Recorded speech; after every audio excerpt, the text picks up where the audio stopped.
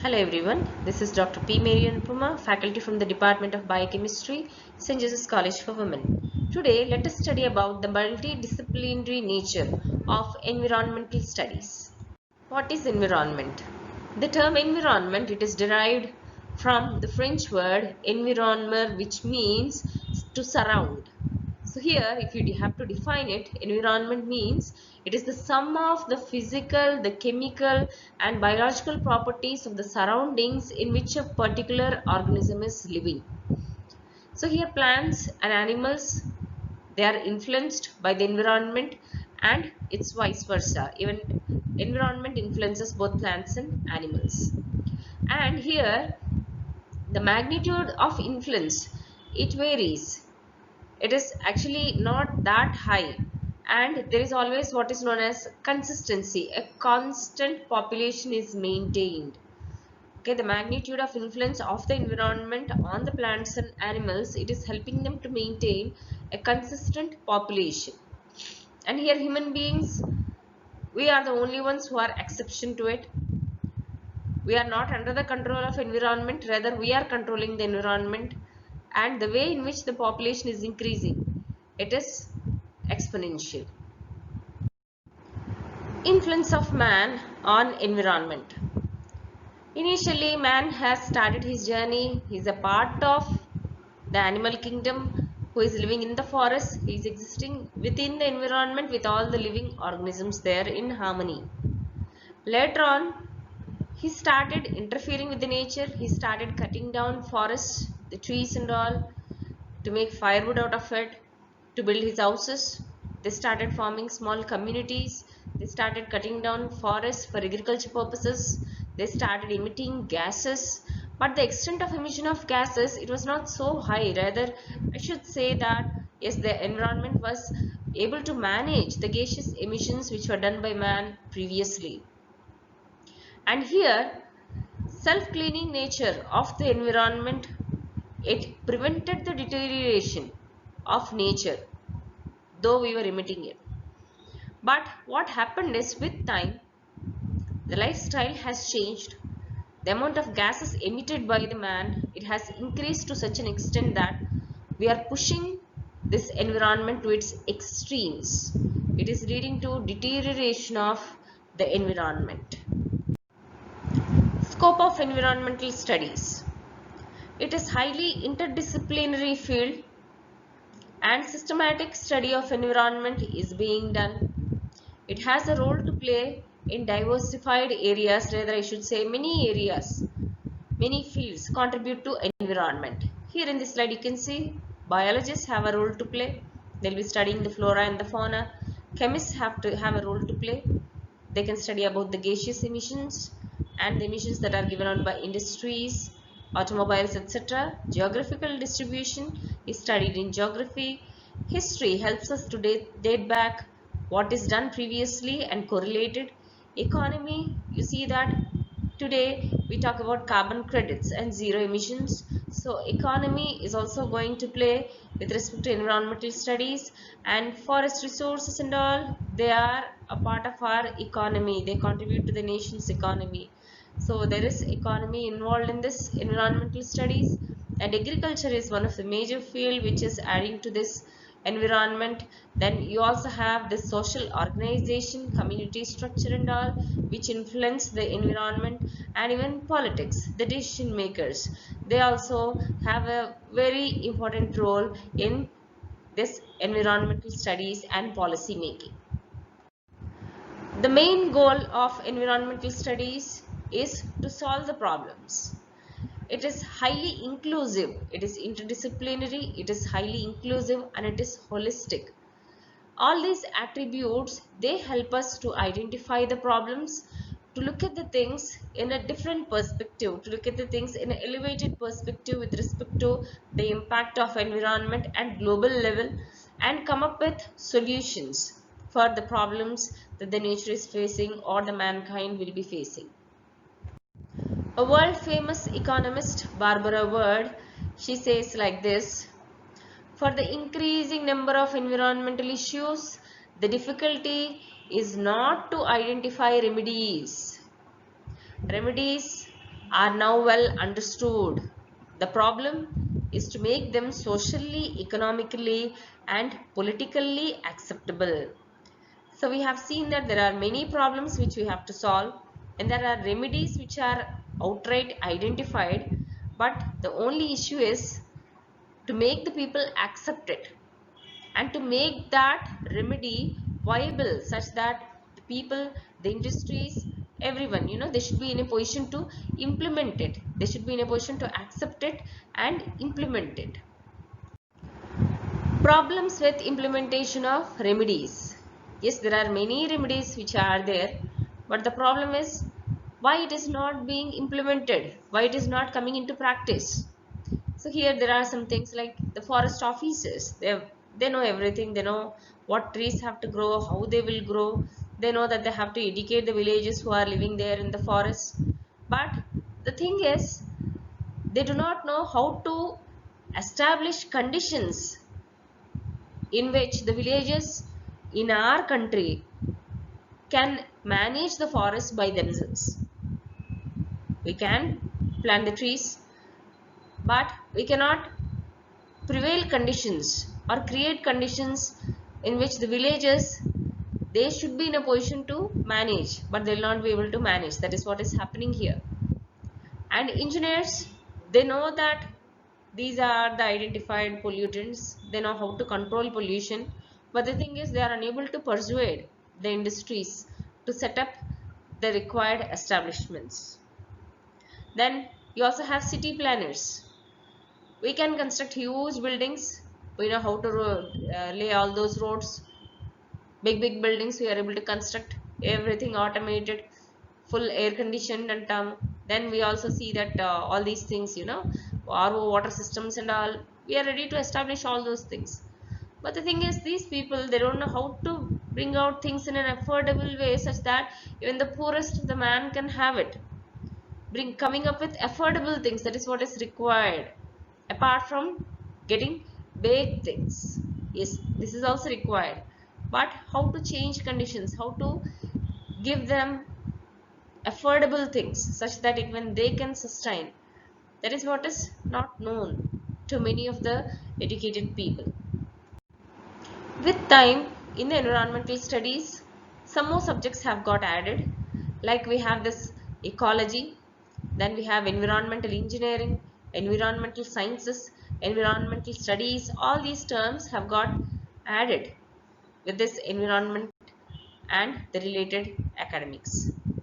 So what is environmental sciences? Environmental sciences, it lays emphasis on scientific qualities and issues of environment, while when it comes to environmental studies, the focus is on questions related to environmental ethics and aesthetics. Like, is this required? Is artificial plantation required as a part of setting up of sanctuaries or big parks on hills, hilltops and all? Is it necessary to change all these things? Aesthetics is required, but is it at the sacrifice of the natural habitat? All these will be covered. In a meeting at Wisconsin, US, it was on National Environment Education Advancement Project, which was initiated there in the US. So there they have included few aspects that are to be covered under ES, and these include, the first is emphasis on creating awareness and appreciation for nature. You have to understand what is nature, what it has, all the elements of it. Apart from that, you should be able to appreciate every component of the nature. Then one has to build environment knowledge of natural systems and ecological concepts. Okay, the ecology is there. We have ecosystems. We should understand all the levels of ecosystem and their importance in sustenance of this nature. Then understand the current environmental issues, the latest issues and all which are prevailing. And apart from that, using your analytical and problem solving skills, you should be able to solve the environmental issues. All these are the aspects, they say, are to be covered under this environmental studies according to this project which was initiated at Wisconsin, US. Today environmental studies is human centric. The environment itself has become human centric. Man is at the center of nature. He is the one who is forming societies. He is the one who decides the culture, and nature is influenced by him. And all these in turn have an impact on the mankind. The intersection of nature, culture and environment, even these can contribute to our environment. One should have the appreciation for nature, our traditions, our culture and all. They say that yes, you have to conserve the nature, you have to respect the nature. Worshipping nature is nothing but respecting nature.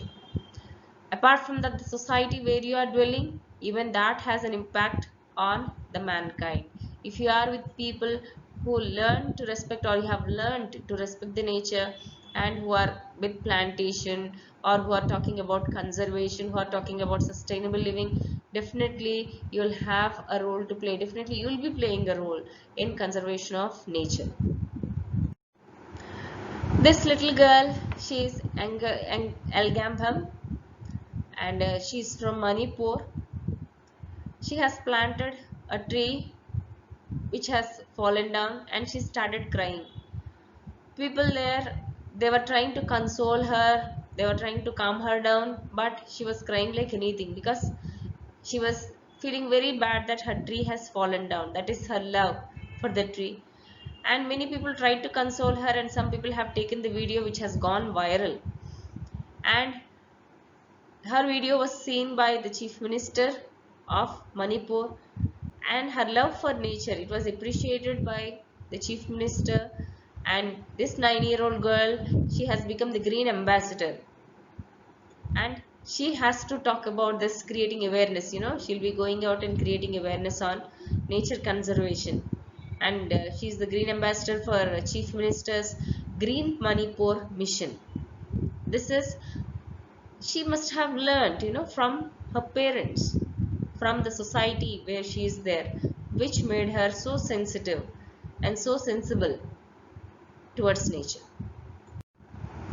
Now, who are the main target groups for this environmental studies? Why government has made it mandatory? Here it starts with the school children, followed by youth. School children, if they are sensitized, if awareness is created at a very early age, then they will be major contribute to conservation of environment. That's why we see that we have competitions being organized on every occasion. Ozone Day to Earth Day. Every time they'll be continuously conducting some competitions, and kids will be drawing some figures. They'll be coming up with some molds and all. This is what is creating awareness. They are sensitized at a very early age to take care of the things. And then youth. If an interest is created in the youth, who are the next gen implementers, so if they get involved, definitely things can take a different shape. They can mold everything. That's why these people are targeted. And apart from that, social media, it's being used to create awareness. It's being used to create or educate people through newspapers, through small advertisements and so on and so forth. So here, school children, youth, as well as the social media, they play a very important role in creating an impact on the society. And the present youth, they must understand the issues. They must be sensitive, they must be sensitized, and they must be sensible enough to spread the word of conserving nature and taking care of environment. Hence, a sensitized youth can save environment for the present and even for the future generations. Need for public awareness.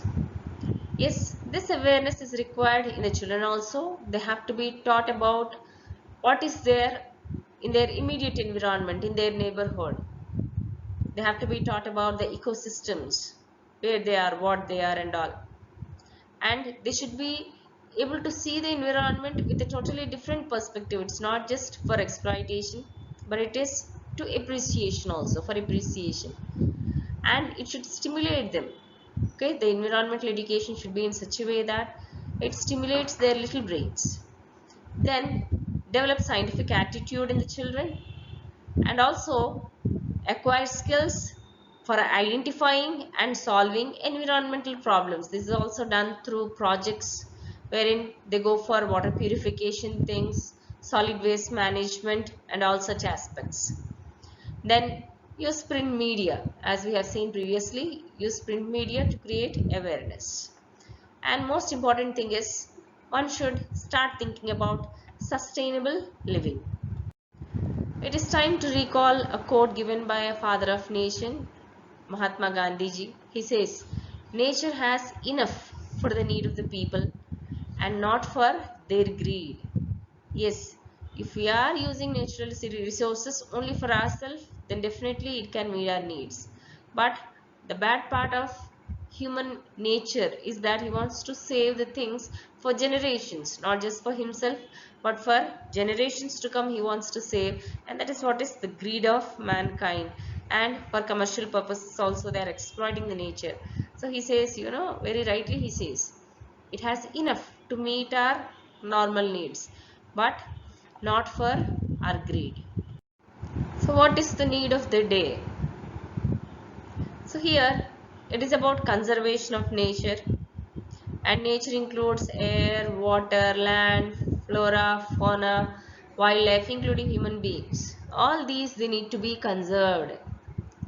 And one has to think before cutting a tree. Today people have changed, technology has come up wherein you need not cut the tree, you can uproot the tree and place it somewhere else.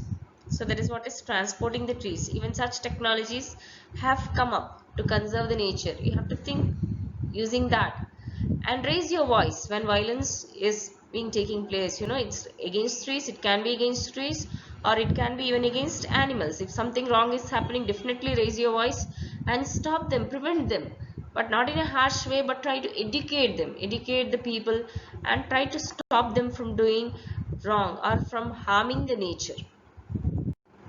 Thank you.